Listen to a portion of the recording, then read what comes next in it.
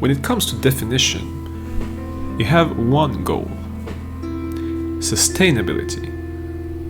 You want your definitions to be sustainable. Now, how do you make a definition sustainable? In order to form our definitions, we'll use a combination of 3 criteria, whichever word we're trying to define. These 3 criteria will help us to balance a sense of familiarity and surprise. Let's try with the word sustainable. A sustainable definition is simple, flexible, and divisible. Now, for the familiar part, you want your word to be defined as simply as possible. How do you make it simple enough? Well, 3 criteria seems to be enough to define a word. You'll observe that most definitions don't have more than that. You don't necessarily need 3 criteria. You can limit yourself to 2 criteria. Or words, actually. But there will be a lot of difficulty to define a word with simply another criteria. In most cases, it will result in just giving a synonym, and that's not what we want to do, because giving a synonym to explain a word is just insufficient. It may be clearer in the short term, but as we aim for sustainability, it won't be satisfying. Then, second part, flexible. Now, what's flexible in this case? Many words, and we'll have 3 other examples just after this one, will be tenuous to define. For example, the word service, contrary to the word product. Some companies may admit that a service is a product in itself. Other companies will estimate that a product is a product and it should be separated from services.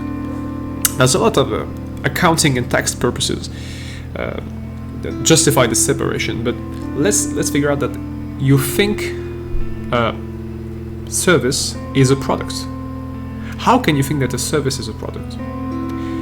If in your definition of a product the word fungible or the word material doesn't appear, a service in most cases is an immaterial or non-material product. So it works. But if in your definition you have material, you have to have a physical or material product, and therefore a service is not a product anymore. Finally, the third criteria, which is divisible. Now we've got our 3 criterion structure to explain. The 2 first criterion install a sense of familiarity. A definition, which is sustainable, is supposed to be simple and flexible, just as any rule. If you want to create a sustainable rule, the rule should be simple to understand and flexible enough to pass the test of time. Now, the third element of the definition here is divisible. That's which give you a certain sense of surprise. What's divisible? Is it a quality? Is it a default? That's just a criterion here. A definition, if you want it to be understandable and then sustainable, should be separable in parts. Here, 3 parts, and it could be 2 parts. If you have only 1 part, it's not divisible anymore. But again, for long-term purposes, we won't have 1 part definition. Now for the next example. We started with the word company, so let's continue. What defines a company? A company intends to make a profit. It's an absolute necessity in order to sustain the company and later to grow. Then a company because it wants a profit, should deliver a service or a product, and that's the prior. That's the prior potential dissension here. What's a service and what's a product? Well, let's figure out that a service is also a product, or that delivering products is a service. So we can use them interchangeably here. That's the two familiarity part. A company should provide a service in order to make a profit. Now for the third part. A company should treat its employee above its customers. That's a surprise element. That's the still unusual element. It's not exactly original because that's an idea that already exists. But in most companies, the conservative definition would admit that the customer is above the employee. Here, we have a tendency to consider, a growing tendency to consider the employee as an internal customer. So we have two types of customer: the employee, which is the internal customer, and the traditional customer or client, which is the external customer. So maybe we just add that to simplify the definition.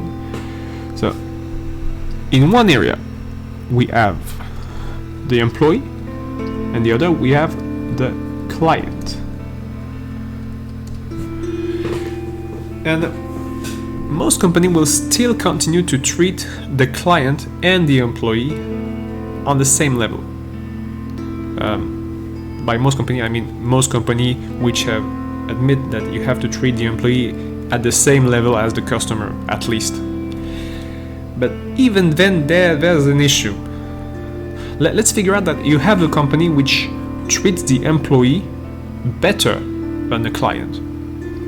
There's an asymmetry, which is possible in the other sense too. You can treat your client better than your employee.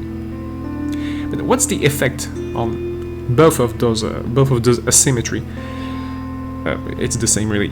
The part of the population, the type of customer here you're treating better, will become more. You will get more loyalty from this part. If you treat your employee better, your employee will be more loyal to you than your client, and inversely. Now, why would you want to treat your employees better than your clients? It doesn't seem to make sense, because no, the first element of the definition is making profits. Well, the first point we treated in the very beginning of the video is that we need to make our rules sustainable. That's the point of all of that. Creating sustainable rules for sustainable results. Now, treating your employees better than your clients, and that's not the point of the video, but it's just to highlight the sustainable part, may be more sustainable than treating your client better than your employees. Let's get to our second example. An automaton is traditionally considered a set of mechanisms which can operate themselves. Now for the mechanism part, that's maybe the most difficult part to define, but we'll stay on the physical definition. Mechanism moves. That's the basics of mechanics. You need movement. If it doesn't move, it doesn't have any mechanical properties. Now, for the self-operating part, that's quite easier to develop, but a little longer too, so we'll leave that for the automaton video, because there will be a specific video on automata and automatism and self-operation. The self-operating part implies that the automaton requires very little monitoring. it will vary depending on the complexity of the automaton itself. But the idea, the goal of an automaton is very little management. It needs to be able to act or react by itself. And there's another distinction here between action and reaction. Let's keep reaction for this definition. The automaton is a mechanism or a set of mechanisms, so it moves, and it's able to operate itself with very little external intervention. Now, if the goal is to limit the effort you're producing, or efficiency in another way, you need your automaton to present a third property, because here the goal is this.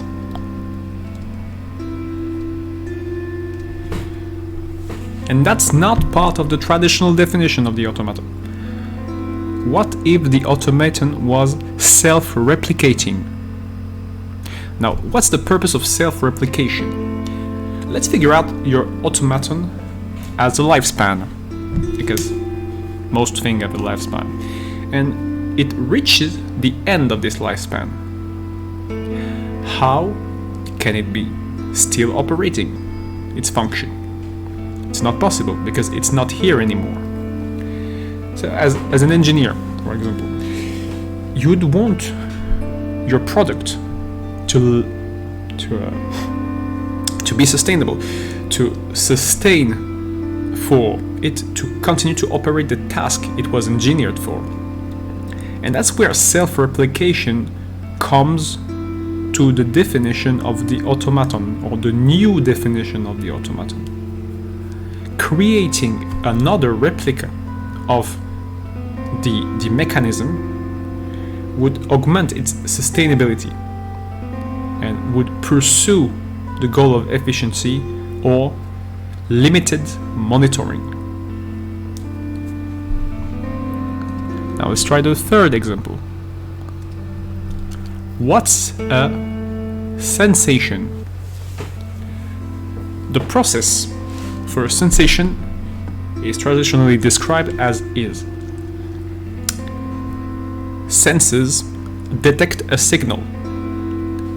The data from the signal, or the signal, is collected.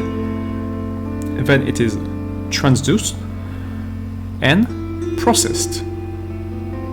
The result of this transduction processing state is an action.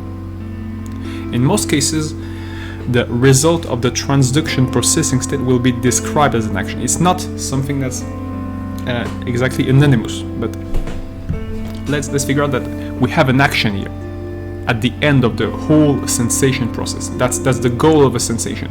We feel something, we get an information, we get an input in order to act. Now, why is this last part maybe a little more contentious than the first two?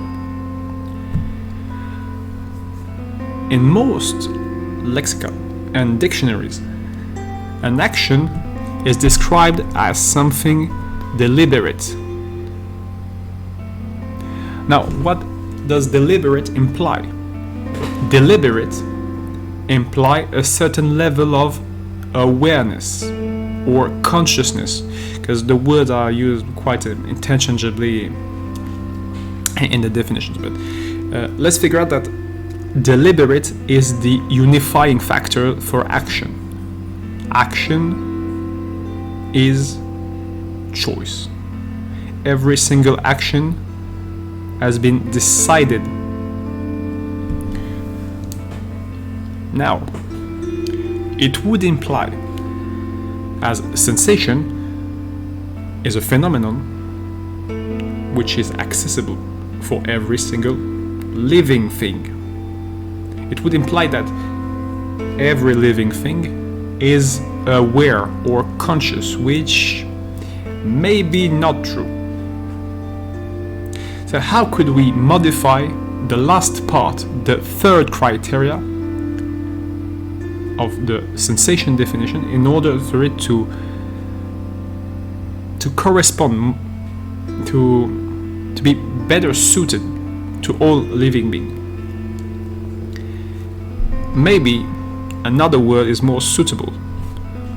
Not such a different word, but reaction doesn't imply any form of deliberate purpose, or there's no purpose when you have reaction. You don't mean something. You don't need to be, for example, aware of your existence or conscious of your existence, which isn't the case of most animals, let alone plants. An action, a deliberate thing, let's say, a deliberate thing or choice is only accessible to some animals, really. Some mammals, maybe some birds too. It's not something that every animal shares. So the word reaction would be better for completing the sensation definition. Now, there are other examples that will be developed in this series, namely the definition of the word definition, or the definition of the word sense, or the definition of the word connotation. And we can start it right now. So, what would be a sense? What would be a connotation?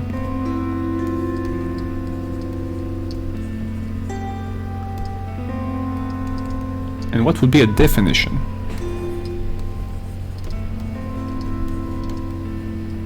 We have three different words. And since the goal of this video is to explain really the word sustainability and why it's fundamental to define sustainably, to define word in a sustainable manner, we can admit that there's a time scale separating these three words, whereas a sense exists in the very long run. A definition, well, it's in the middle, and a connotation exists in a very limited or short term. Now, where does that left the word definition? Well, it leaves it in the middle. But what's the middle? Because we know what's long run, we know what's short run, but what's the middle run, really? Well, that's the subject for the next video. You can find a full development of this video on our website anotherhumanity.com, and a full transcription in the form of an article.